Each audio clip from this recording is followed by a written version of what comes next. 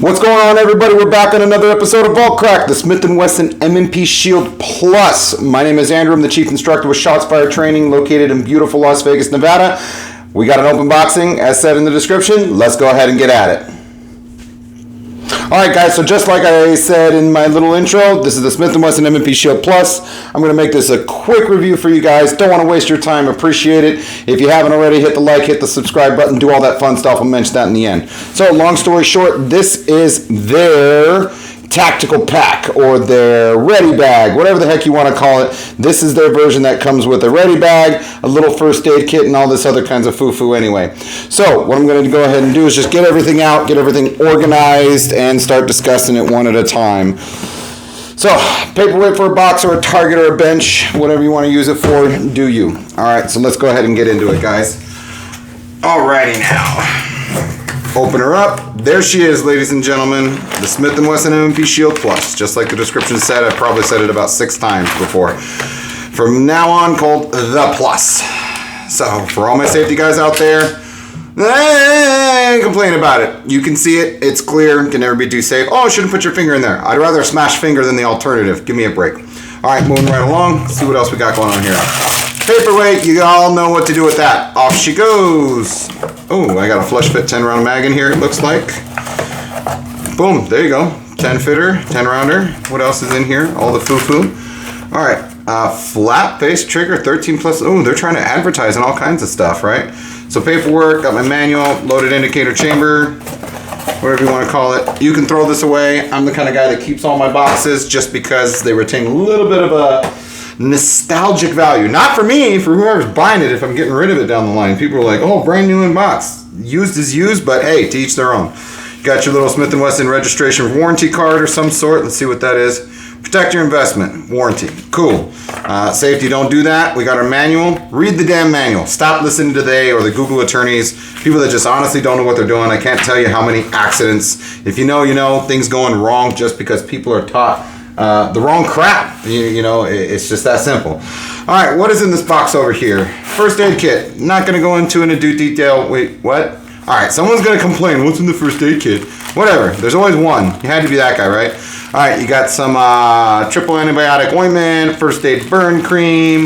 Looks like a little boo-boo Band-Aid, some alcoholic wipes. Yep, you got some Band-Aids, a little bit of moleskin for the heels. That's actually pretty cool. Good looking for that. If you know, you know. All right, I'm going to leave this back in its little bag. Not going to throw it away. We'll probably throw that in the glove box, center console, underneath the wheel well, somewhere in the car, so if you ever need it, you need it. All right, we're coming over to our little fanny pack, man purse, satchel, whatever it is you guys want to call it. It is what it is. Now, for a range bag, not a problem.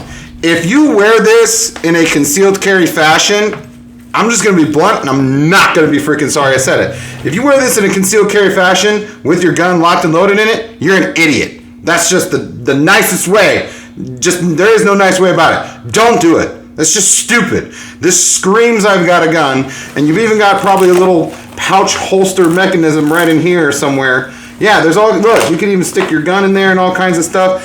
For a range bag, cool. Not for concealed carry. Just don't do it. It's not something you want to get into. Pardon me there. So, let's reach into our bottom of our bag here. Oh, what do I hear? I love that sound. We've got mags. We got 3 mags in there. Anything else hiding around in this bag somewhere? Nope. All right, spare mag little pocket over here. This thing's got pockets for days. It's got pockets on the pocket flaps. So, internal, external little net. Got some sponges in there if you want to use this as a range bag. Maybe a little walkie-talkie radio pouch over there. Again, this thing just screams like I've got a gun. Got your little hook here if you wanted to throw some whatever on there. Quick detach, adjustable. Not what we're reviewing today. Great for a range bag if you just want to throw everything in here and go to the range and go home, not a problem. Don't use this for concealed carry. For the love of God, please don't do that. It's just not a good idea. If you're going to carry on your body. So forgive my OCD-ness here. I'm going to go ahead and get a little set up. Throw things where they belong. So, there we have it, ladies and gentlemen. Let's get some shimmer going on here.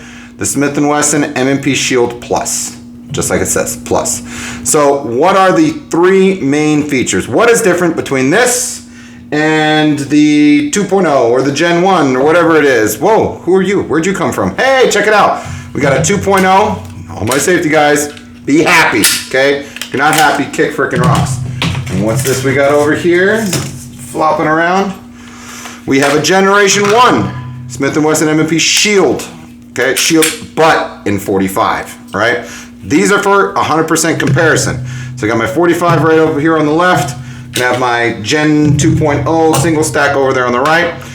Both of these two particular guns are single stacks, as you can see, right? So they're single stack guns.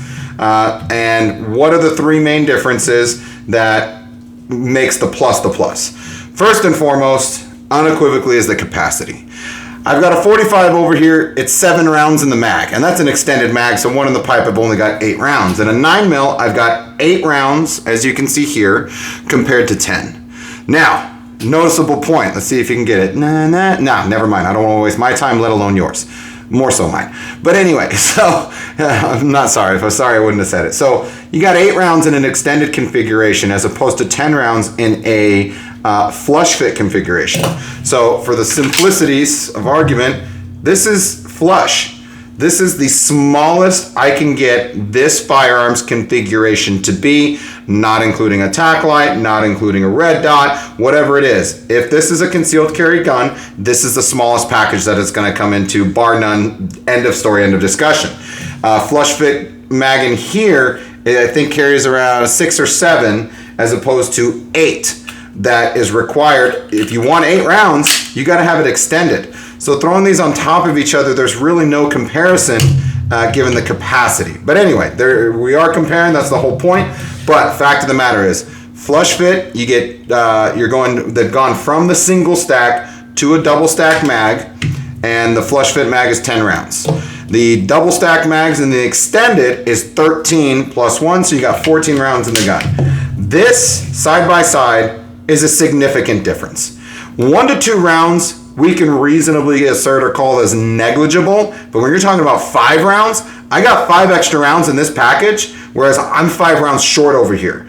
But to add insult to that injury given capacity, I've got a flat trigger over here that in my professional opinion is significantly a better trigger than the traditional Gen 1 or Gen 2 trigger.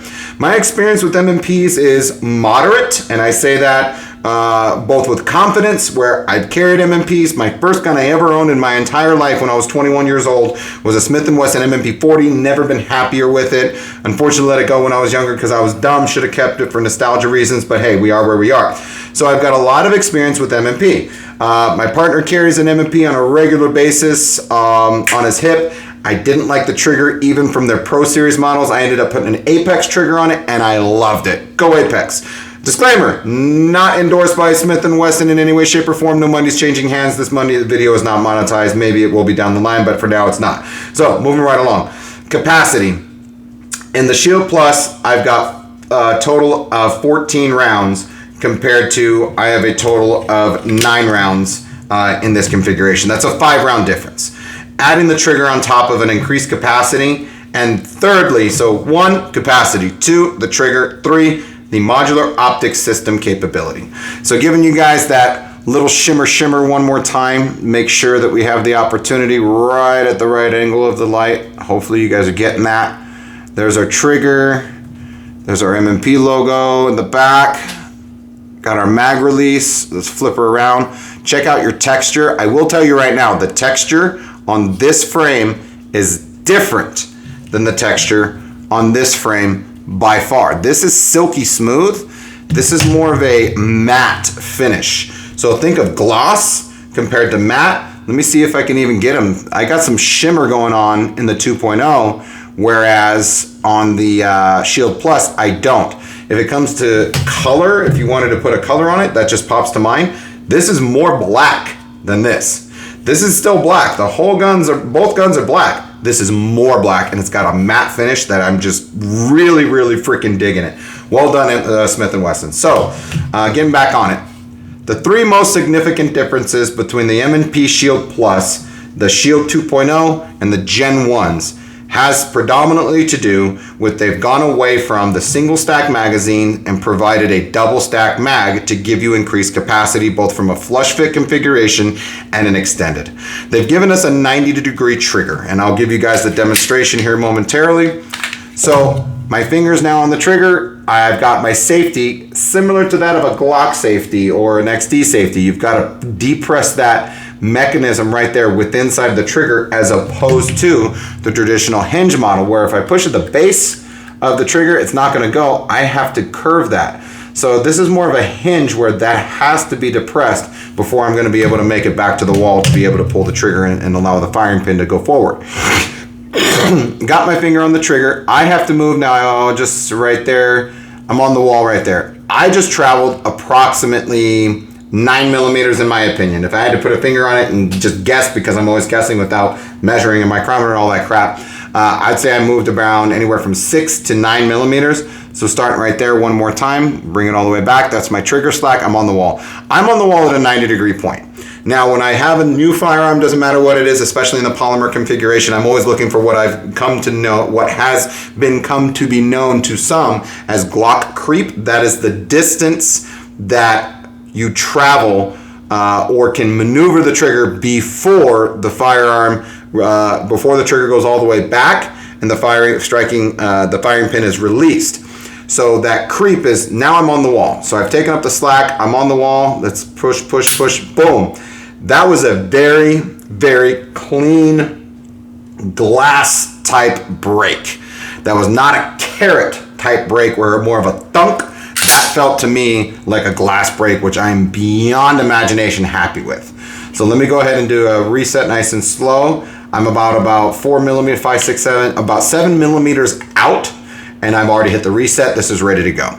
So just pulling the trigger for the first time, I absolutely love this trigger. I love that it's flat. I love that I'm at 90 degrees. I am trying my best to get some trigger creep out of there. Just pulling up there, right there. Got a little bit, but that clean break for the layman shooter, for the normal person, I can kind of get on it, but that is a super clean glass break. I really do appreciate that. Now, the break on the 2.0 version is not, if you know, you know, is not, let's give it a whirl. Let's just go ahead and do it. I'm on the wall. Got my creep there. Okay, so that's snappy as well, and I would compare it to a glass break additionally. However, the reset on here, I can't tell the reset in any way, shape, or form. I just can't notice the reset on here as much as I do on here. Now, the reset, feeling the reset is negligible. If you know what I'm talking about, great. If you don't worry about it. We'll have an instructor discuss that with you.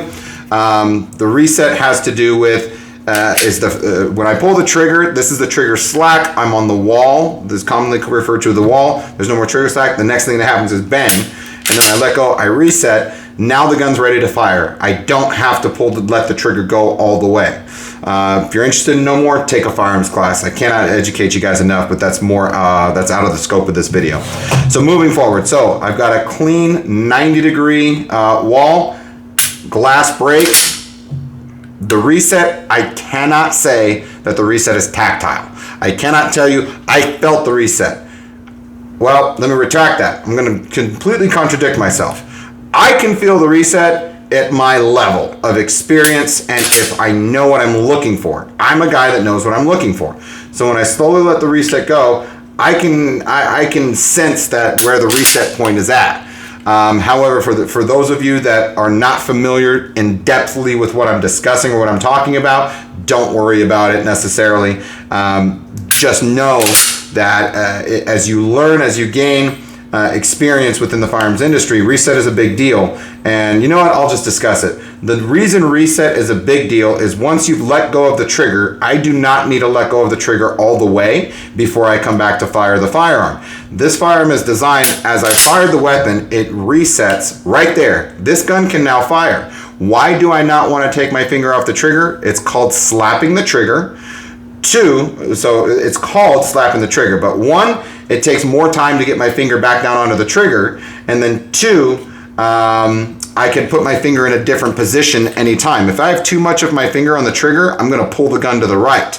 If I have too little of my finger on the trigger, I'm going to end up pushing it to the left. A little bit of marksman tips there. Of all the things that there are to teach, the trigger control is probably one of the most difficult to teach the majority of shooters that I've taught over the years. So anyway, back onto the weapon. We have our double stack. We've got our 90-degree flat face trigger. We've got a glass break, very minimal to low level type of creeping going on there. I can get it because if I'm going super slow as I possibly can, I'm looking for it. No, I didn't even find it there. I did not even find it on that actually trigger pull. So I'm already getting used to where the reset is on myself. I do shoot 1911s, not as much as I would like to, but I am getting used to it. I am very well rounded at identifying where a firearms reset is and going for it, being an instructor for 15, 20 years. So 1, capacity. 2, the trigger. 3, the modular optic system capability where I can put a red dot. We've got some blacked out rear night sights here that I think are green. We got an orange front tip that at night goes green as well. When it comes to options, I love the fact that you have the option of putting a red dot on here. I love their tactical package that they came up with here, where everything you see directly in front of me, getting these out of the window here for a minute, this is what came with it, including the bag. This is an amazing package, reasonably priced at around $500 to $550, and the 2.0 is still in the same price range at an MSRP. So if you do not have a Shield and you're considering getting one, get the Plus. Try and find this package, get the Plus, 100%. Capacity, trigger, options. For those who have been carrying for a while, ask anybody who's got a gun who carries, find your friend who's the gun guru, the gun nut, whatever you want to call him. Find that guy and ask him, hey, have you ever spent more money on accessories than you have on the gun itself? Absolutely. I myself have 2 tubs full of concealed carry holsters, and it's just ridiculous. Absolutely ridiculous. But I like to have options. That's my point. Even if you don't have a red dot now, you might want to put a red dot on it in the future once you have somebody such as myself or anybody else that knows what they're talking about. Hey, red dots increase your accuracy significantly. And I'm not asking you that. I'm telling you. Red dots, very much so, increase your accuracy. You got a visual nystagmus, you wear glasses, you got an impairment, you've got a whatever, anything going on with your eyes, a red dot will, majority of the times, will absolutely increase your accuracy. Not to mention red dots, you just put a red dot, what you see is what you get. Once that gun is zeroed, which I won't discuss, if you know, you know. If you don't know what that is, ask somebody who knows and take it from there. Once a red dot is zeroed, they're incredibly accurate with their ability to shoot, especially first rounds on target. So, mag capacity, trigger, and modular optic system capability. If you don't have a Shield, you're looking to get one, go with the Plus. If you've got the 2.0 and you're considering upgrading, you got to ask yourself why. If the answer to that question is, hey, I'm interested in having 5 additional rounds in the same size package, do it. Just go ahead and sell this, throw it in the safe, tell the wife you sold it. No, really, don't tell the wife you sold it. And let me know what you guys think about it. Why did I buy this? I bought this not only to do a review on it and check it out, but I have a friend of mine, his wife is obtaining her concealed carry permit. Love you, Rachel! Go pew pew. So my best friend's wife is going into the concealed carry arena, if you want to call it that. And she had difficulty locating this within her area or whatever. She's not as knowledgeable as I am. So I found it on a sweet smoking deal. I'm going to be doing and wanted to do a review on it, so I grabbed it. My wife has actually carried this for some time now. And when she picked this up, she said, holy crap, I love it. She said, I love it. She just put it in her hand and immediately said, I like this. It feels better. She liked the matte finish, whatever they've done to this frame as far as treatment goes compared to this, she likes this and appreciates this a lot more. So I'll be sending this off to a friend of mine and then probably selling this. No, I won't be selling this. I'll put it in the safe and then I'll buy another one of these in the same configuration and the same tactical pack, and then my wife will transition from the 2.0 onto the Shield Plus. What's the texture like over here? This texture is the exact same texture as on the majority of 2.0 guns. This, albeit, is a Shield 45 Gen 1. The Gen 1 and all Shield 45s always had this really rough abrasive texture that if you don't have an undershirt, it's going to suck. That also applies to the Shield, and it also applies to the Annnnnd 2.0. It doesn't matter which one of these weapon systems that you choose to purchase. Each of these firearms has a horribly intrusive and invasive and scarring and hurting. This up against your skin, don't do it. It will rip every hair out humanly known to man. Even if you decide to wax that little bit of an area, get yourself a manzillion, let's do this. No matter what it is that you try to do, this is going to hurt against bare skin. I always wear a shirt. Now, on my 45, it is worn down. Over the years, it is worn down. I've smoothed it out over time from hitting my belt buckle, whatever it is. If you wanted to lower the degree or the aggressiveness of the abrasiveness of this, of the texture here, I have in the past, for friends, for family, for colleagues, taken a little very fine sandpaper, just gently rubbing until it gets to the degree that I'm happy with the smoothness. Am I telling you to stipple your gun? No. Am I telling you to modify your gun? No. All I'm telling you to do is take a fine piece of sandpaper, just lightly sand it until you're happy. Okay, that's smooth enough where it's not bothering if you are going to be carrying in a manner where the grip is going to be up against your skin. So there you have it, ladies and gentlemen, the three most predominant differences amongst the Smith & Wesson M&P Shield Plus. I do also want to leave you guys with the magazine release on these two weapon systems, predominantly, scratch that as you were. I've got the 2.0. For me to reach the mag release, I got to cant this gun. I really got to cant it, and I got to shift positions where I can't fire from here. I got to shift around to get that mag out. I have noticed very, very noticeably to me, from here, boom, I was able to reach the mag, and then as I looked down, I said, you know what, that looks like it's sticking out further.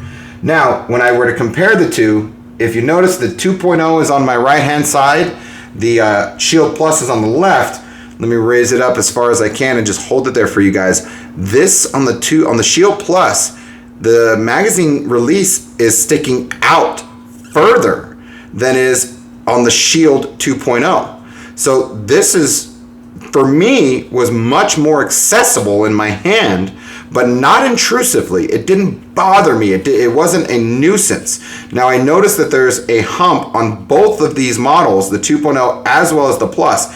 But whatever they've done to the Plus, clearly, this is a much more pleasant magazine ejection experience than compared to the 2.0. So again, I have to really kind of get in there to get that going. I have to adjust my grip considerably. The thinness is a factor compared to the Shield Plus, where in my hand I can just drop it out. Now, of course, I'm always going to come up to my workspace and do what I got to do, but it just feels like a more pleasurable experience, a more comfortable experience. Scratch pleasurable. Woohoo! We're having parties, aren't we? Okay. So I've talked about the slides, I've talked about the sights, talked about the trigger. They're both 3-inch barrels, synonymous with each other. You could always put night sights on either one, but the ability to put a red dot on here, bar none. If you don't have a Shield, go with the Shield Plus. If you're looking to upgrade, if you answer the question, I want more capacity, go with the Shield Plus. If you're saying, I'm not sold on the Shield 2.0 or 1.0, then go ahead and go with the Shield Plus anyway. I can't recommend this gun enough. Whenever you come out with a new firearm, there needs to be some type of change, and clearly people want to change. This is an amazing competition to the Hellcat. Even the Glock 19, albeit the Glock is a 15-round mag, the Glock is a much chunkier, blocky kind of gun. This is a subcompact, regular, compact, and subcompact. For a subcompact gun with a flush fit magazine, and I've got 11 rounds right there, and this type of configuration is just amazing to me. It's another option we've got. I will personally always carry in the extended because I do have the larger fingers, a medium-ish up to a more of a large grip on my hands. So for me, the extended mag is an absolute plus, and I got 14 rounds in here. I'm absolutely going to throw a red dot in here. The texture on the grip is more of a matte finish that I really, really like. I really like the magazine release. Just everything about this gun and what they have done in the production of this gun has been awesome. It's really been amazing. Forgive my OCD here. Hey, if it doesn't look cool, we're wasting our time, right? So anyway, let's go ahead and conclude here, you guys. We've got the Shield, Smith Wesson M&P Shield 2.0 in 9mm. We've got the Shield Plus in 9mm as well, double stack. Got a Shield 45 Gen 1. Just for comparisons, this is what we're focusing on today is the Shield Plus. The three main differences, you've got double stack, you've got your trigger, you've got your magwell. To provide you guys, well, what's any other differences maybe I haven't discussed so far? I will notice that the grip on the Plus is a thicker grip. It is noticeably thicker. It is not noticeably enough to where it's intrusive, but it actually gives you more of a comfortable feeling depending on your preference. When I pick up the Shield, I'm like, okay, I can completely tell the Shield 2.0 is 100% a compact, subcompact gun. I can tell right away. It's very thin, very small, very compact. When I grabbed the Shield Plus, I said, holy crap, I'm in love. The thicker frame that enables the double stack mag by far is just absolutely amazing. If I take my handy dandy little technology thing that I got from NASA over here, it's just under 1 inch. Okay, it's just under 1 inch by about 1 or 2 ticks. Yeah, so 1 or 2 tick marks under 1 inch, whereas compared to, I'm exactly at 1 inch. So this is wider by 2 whatevers of an inch. I'm not a mathematics guy or a measuring guy. Apologize for that. I shoot stuff. So anyway, you got 8 and 1 for 9 flushed. You've got 10 and 1 for 11. 2 round difference. That's negligible. But look at the configurations. You got to be extended over here just to get to 9 rounds. Whereas you're already at 11 over here with 1 in the pipe. And then if you carry it in the same configuration, you know, apples to apples comparison, now there is no comparison. I got 5 extra rounds in here, and I have the option to put a red dot on here.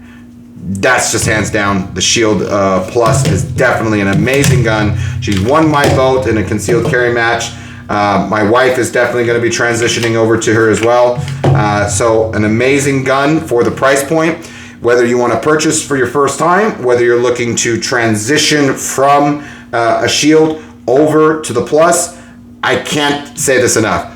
Do it. Sell your gun, give it to a gift, do what you got to do. Price point right around 500 up to that 550 price point. Bear in mind the 2.0s are sometimes I've seen them go on sale in that 375 to 425 range. And even used. You got guys, hey, brand new in box. That's why they keep their boxes. They will say, hey, it's brand new. Look at this. Only fired 1 round out of it, and they fired 1,000. You'll never know. Don't be afraid of buying new stuff. Just buy it from a reputable source. If you're brand new in the industry, always go new. Don't go used if you don't know what you're doing. But all right, guys, thank you so much for watching. If you liked the video, please hit that like button, hit that thumbs up, hit the subscribe. I got a lot more episodes of what I am calling this, and to call it Vault Crack, where I crack my vault open, come out with all kinds of new stuff. If there's anything you got, any questions, go ahead and ask down below. Any comments, I greatly appreciate it. Appreciate you guys, especially at this portion of my journey becoming a content creator and bringing you guys amazing reviews for all your favorite fun-filled guns. Quick note right before I leave you, I carry a Tolster holster, not endorsed by them, not supported by them in any way. I purchased this with my own money. It fits both my Shield 45, it fits the Shield Plus 9mm, and it also fits the Shield 9mm 2.0.